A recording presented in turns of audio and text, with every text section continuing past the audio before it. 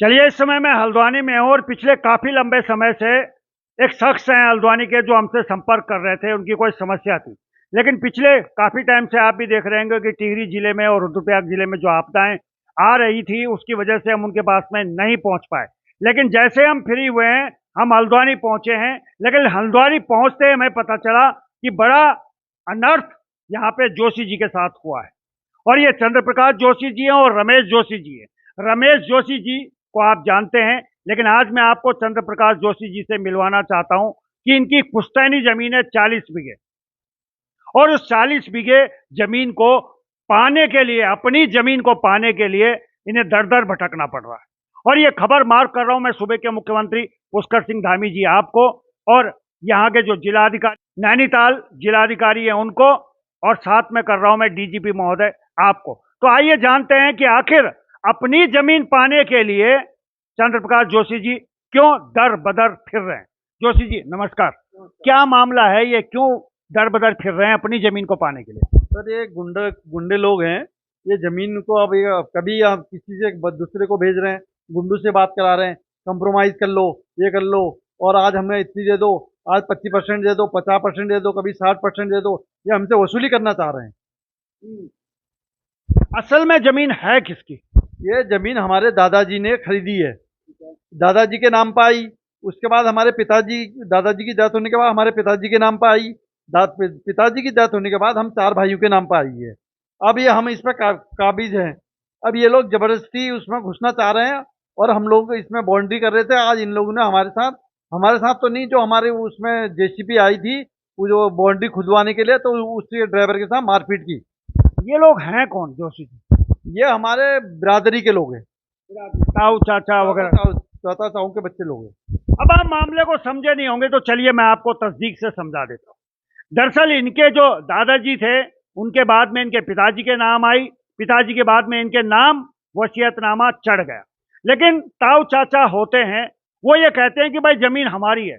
अब ये तो मैंने कभी नहीं सुना है कि ताऊ भाई मेरे पिताजी, मेरे दादाजी के नाम से मेरे पिताजी के नाम आएगी, मेरे पिताजी के नाम से मेरे नाम आएगी, ताऊ चाचाओं के नाम पे कैसे चली जाएगी जमीन?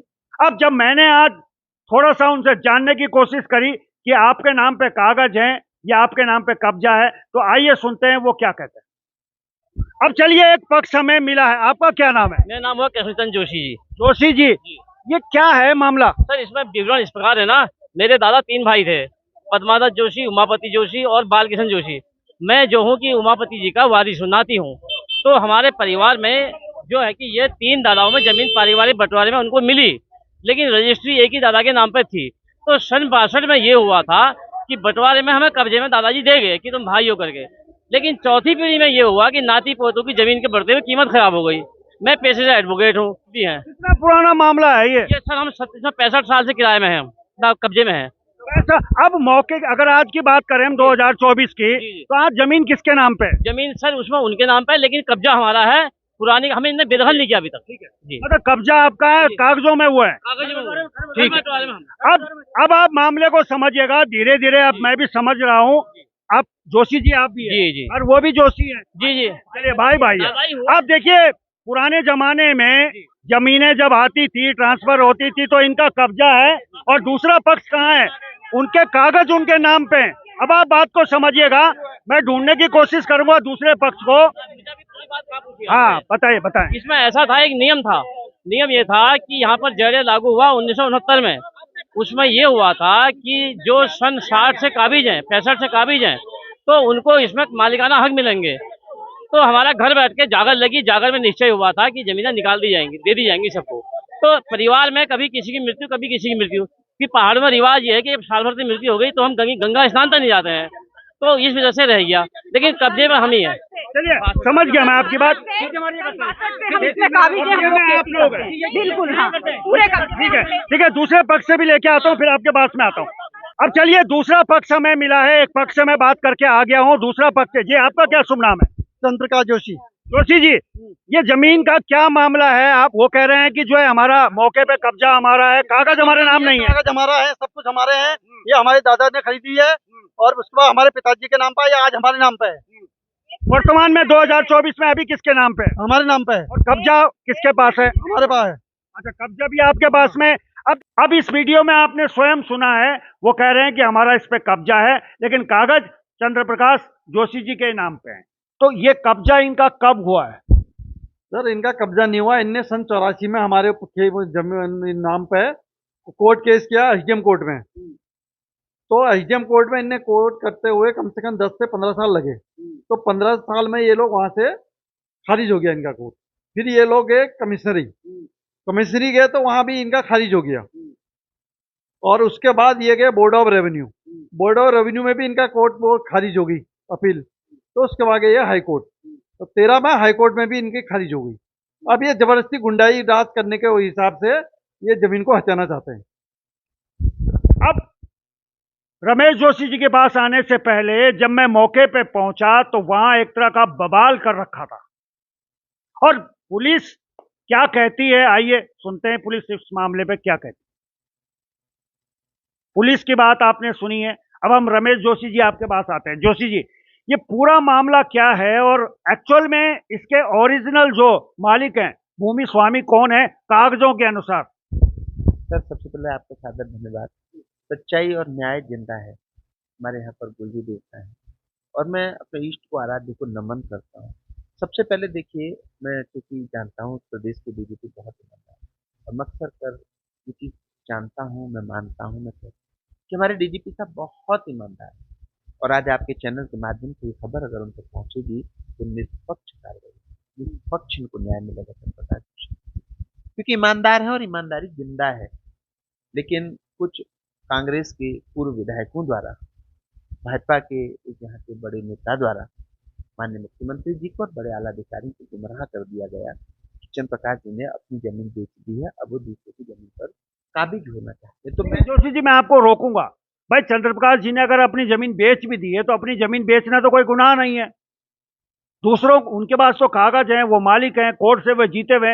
एक बार के लिए मान लेता हूं कि उन्होंने अपनी जमीन बेच दी, तो अपनी जमीन बेचना कोई गुनाह तो नहीं है। लेकिन उनको गुमराह कर दिया गया है कि अपनी जमीन बेच दी है, अभी दूसरे की जमीन पर काबिज होना चाहते। तो मैं बात पूछना चाहता हूँ, मैं इन अधिकारियों से भी, कांग्रेस के पूर्व विधायक से भी, माननीय मुख्यमंत्री जी से भी, कि क्या कोई व्यक्ति किसी दूसरे की जमीन बेच सकता है? बेचेगा तो अपनी बेचेगा, अपने कागज करेगा, अपनी रजिस्ट्री, अपना दाखिला खारिज। और अगर किसी दूसरे की जमीन बेचेगा तो वो जेल जाएगा। जिस आदमी की नीयत में इतना खोट है कि वो जबरदस्ती इनकी जमीन पर गुंडाई कर रहे हैं, जबकि माननीय उच्चतम न्यायालय ने भी की कोर्ट में भी वो हार गए। उसके बाद जब ये अपनी जमीन पर काम करने के लिए, मुझे भारत के संविधान में कोई भी ऐसा नियम दिखा दीजिएगा कि अपनी जमीन पर बाउंड्री करने के लिए प्रशासन से परमिशन लेने की जरूरत है, तो हम उसी जगह पर चले जाएंगे। हाई कोर्ट में वो हार गया, वही कोर्ट गए, वही हार गए, अपनी पूरी ताकत लगाई, हमारी जमीन को अपनी साबित करने के लिए नहीं कर पाए, अपनी जमीन बताने के लिए, लेकिन माननीय उच्चतम न्यायालय ने भी नहीं इनका कब्जा माना। अब जब हमारी जमीन पर हम लोग अपना बाउंड्री कर रहे हैं तो वो लोग जबरदस्ती आते हैं, बार बार हम उकसाते हैं कि हम लड़ाई झगड़ा कर रहे हैं, वो लड़ाई झगड़ा कर रहे हैं, हम लड़ाई झगड़ा, वो इसको क्रिमिनल केस बनाना चाहते हैं। वो चाहते हैं कि पता नहीं पुलिस के किस व्यक्ति से उनकी तालमेल बैठी हुई है। आज भी आप बताइए, जब चंद्र प्रकाश जी अपनी जमीन पर काम कर रहे थे तो क्या पुलिस को रोकना चाहिए था? पुलिस को तो उस पक्ष को रोकना चाहिए था कि भाई आपको, जब पहले इन्होंने आज से 10-12 दिन पहले पुलिस ने कहा कि मौका मुआयना करके आख्या दें, तो एसडीएम साहब ने अपनी रिपोर्ट में स्पष्ट आख्या दे दी है। वो रिपोर्ट मैंने आपको दे दी है, उस रिपोर्ट में स्पष्ट आख्या उन्होंने दे रखी है कि दूसरी पार्टी इन कोर्टों में हारी गई, यहाँ से हार गई, उनका कहीं पर कोई कुछ भी नहीं है। जब दोनों पक्षों को मौके पर बुलाया गया तो कोई कागज उनके द्वारा नहीं दिखाए गए। इवन देन कब्जे के जो कब्जा कहते हैं, कब्जे का भी कोई आधार नहीं है। वे आदमी का कब्जा था तो बिजली, पानी, सड़क कुछ तो उनके नाम होता, कुछ तो होता अगर उनका कब्जा होता, लेकिन था ही नहीं। वो जबरदस्ती केवल गुंडाई कर रहे हैं क्योंकि कांग्रेस के पूर्व विधायक उनके अपने रिश्तेदार हैं, उनकी आड़ में वो गुंडाई कर रहे हैं। तो वो उनकी आड़ में गुंडागर्दी कर रहे हैं। पहले कांग्रेस सत्ता थी, अब जो भाजपा है, लेकिन कहीं ना कहीं वो आला अधिकारियों को जो है परेशान कर रहे हैं।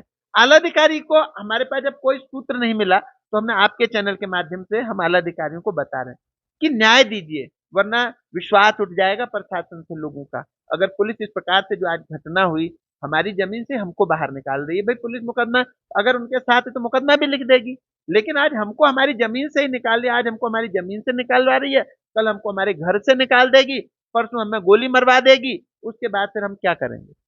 इसको रोकने के लिए मैं चंद्र प्रकाश जी के साथ आया हूँ। कि कोई भी व्यक्ति एक अच्छा और सच्चा इंसान अपने आप को अकेला ना माने। सुराज पूरी तन्मयता से उन लोगों के साथ खड़ा है। गुंडई इस प्रदेश में कतई बर्दाश्त नहीं की जाएगी। अगर आज प्रशासन ने कल फिर दोबारा इनको इनकी जमीन पर जाने से रोका या इनके साथ कोई भी झूठा मुकदमा लिखा या इन पर कहीं भी कोई कार्रवाई करी, तो मैं यहाँ से नैनीताल हाईकोर्ट तक पद यात्रा करूंगा और नैनीताल हाईकोर्ट से जाकर के गृह मंत्री जी के आवास पर जाकर के, केंद्रीय गृह मंत्री जी के आवास पर जाकर के उपवास करूंगा। चाहे मेरे साथ कोई न जाए, मैं अकेला जाऊं, मैं तब भी जाऊंगा, क्योंकि अन्याय को रोकना है, भ्रष्टाचार को रोकना है, गुंडागर्दी को रोकना है। एक तरफ योगी जी ने देखिए न्याय दे दिया, आज भूमाफिया कब्जे की जमीनों को छोड़ करके चले गए, भूमाफियाओं के घरों पर बुलडोजर चल गए, और एक सही व्यक्ति की सही जमीन में ये लोग जबरदस्ती दूसरे को कब्जा करा दे रहे हैं। तो अंतर भाई, वो हमारे योगी जी हैं, हमारे धामी जी हैं, एक ही भारतीय जनता पार्टी के दो सीएम है अलग अलग स्टेटों के, वहां न्याय और यहाँ अन्याय कतई बर्दाश्त नहीं किया जाएगा। हालांकि मुझे पूरा विश्वास है, माननीय मुख्यमंत्री जी, मैं बार बार कहता हूं, कई बार फेसबुक पर कमेंट भी आते हैं कि आप माननीय मुख्यमंत्री जी के पक्ष में क्यों है, तो मैं उनके पक्ष में तब होता हूं जब आला अधिकारी उनको गुमराह करते। अब ऐसा भी हो सकता है कि पीछे जब वो यहाँ पर आए तो उनको अधिकारियों ने द्वारा गुमराह कर दिया गया हो, या उन विधायकों द्वारा उन्हें फोन कर दिया गया हो, उन्हें गुमराह कर दिया गया हो, तो हमने सारे पेपर आपको दिखा दिए। आप एलआईयू की गोपनीय जांच ले लीजिए कि क्या ये सही है या गलत है। अगर अपनी जमीन का इन्होंने किसी दूसरे की जमीन का एक टूथ भी बेच रखा हो तो इन्हें जेल भेज दीजिए, और अगर ये सही है तो इन्हें न्याय दीजिए।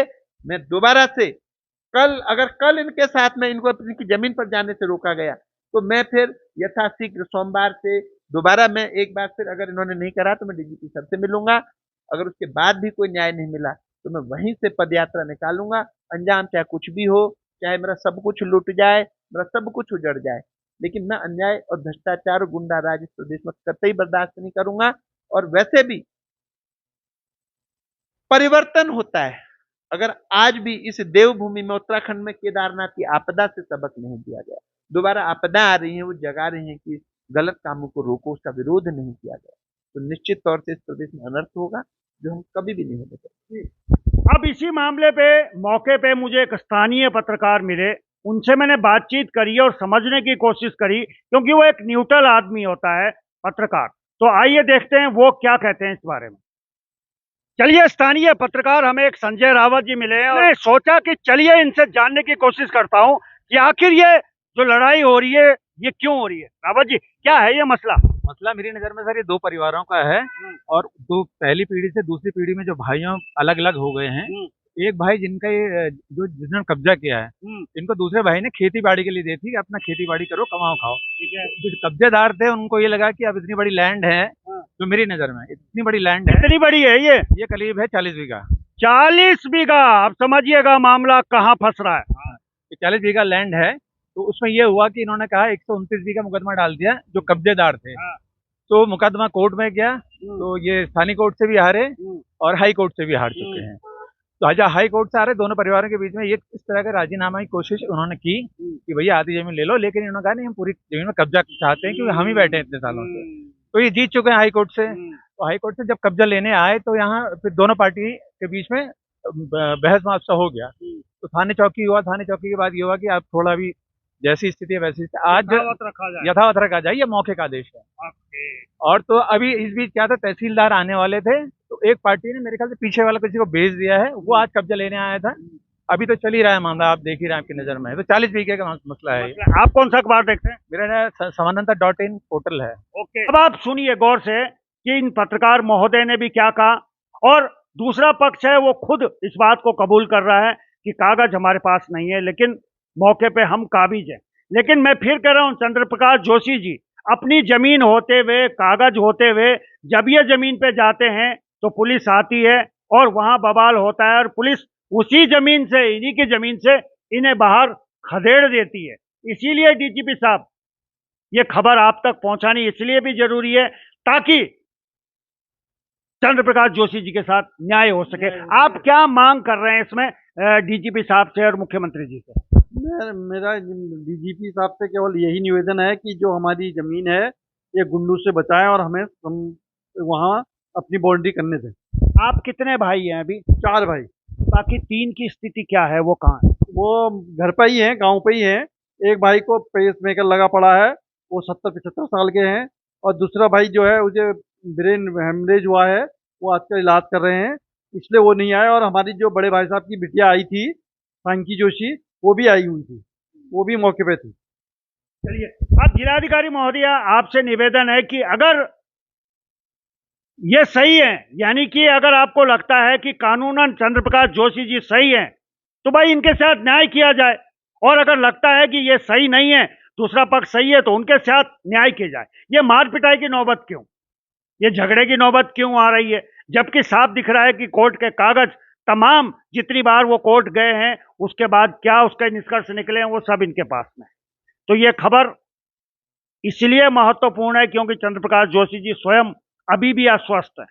जोशी जी, डीजीपी साहब के लिए क्या कहना चाहेंगे? जो छवि है उनकी, वो छवि बरकरार रहे, और जो धाकड़ धामी है, लोग कहते हैं कि धाकड़ धामी है, उस पर क्या कहना चाहेंगे अंत में? देखिए, मुझे डीजीपी सर पर पूरा भरोसा है, पूरी न्याय और ईमानदारी होगी। और माननीय मुख्यमंत्री जी जवान मुख्यमंत्री हैं, और तमाम जो कांग्रेस के पूर्व विधायक और वैसे भ्रष्टाचार में संलिप्त हमेशा से रहे हैं, और कांग्रेस निष्काम होती है। अगर आज भी उन्होंने उनके कहने पर या उनके उस पर उनका समर्थन कर दिया, तो रिश्तों पर से विश्वास उठ जाएगा, ईमानदारी पर विश्वास उठ जाएगा। और मैं निश्चित तौर से कल डीजीपी सर के पास जब ये खबर जाएगी, तो तुरंत अपने अधिकारियों को तुरंत स्ट्रिक्टली टाइट करेंगे, और सही को सही और गलत को गलत करेंगे। और वो लोग जो ये आज तक ये कहते आए हैं कि उन्होंने अपनी ज़मीन बेच दी है, तो ऐसा कुछ भी नहीं है। इन्होंने अगर कुछ बेची है तो अपनी ज़मीन अपने कागज़ बेचे होंगे। और आज तक अगर उनकी ज़मीन होती और काबिज़ होते, तो चकबंदी कितनी बार हुई थी, चकबंदी में उनका नाम चढ़ गया। इसका मतलब कभी भी वो काबिज़ नहीं रहे, कहीं कुछ नहीं रहे, वो अनर्गल बातें कर रहे हैं, अनर्गल चीज़ें कर रहे हैं। इसके लिए माननीय मुख्यमंत्री जी और डीजीपी सर को मैं पुनः कहता हूँ कि ईमानदार व्यक्तित्व के साथ हमेशा खड़ा रहें। बहुत बहुत धन्यवाद आप सभी का। चलिए, अब निर्णय सरकार को करना है और अधिकारियों को करना है, और निर्णय करना है जिलाधिकारी महोदया आपको। तो चलिए, इस खबर पे हम लगातार बने रहेंगे। तो फिलहाल अभी के लिए बस इतना ही। देखते रहिए पर्वतवाणी लाइव।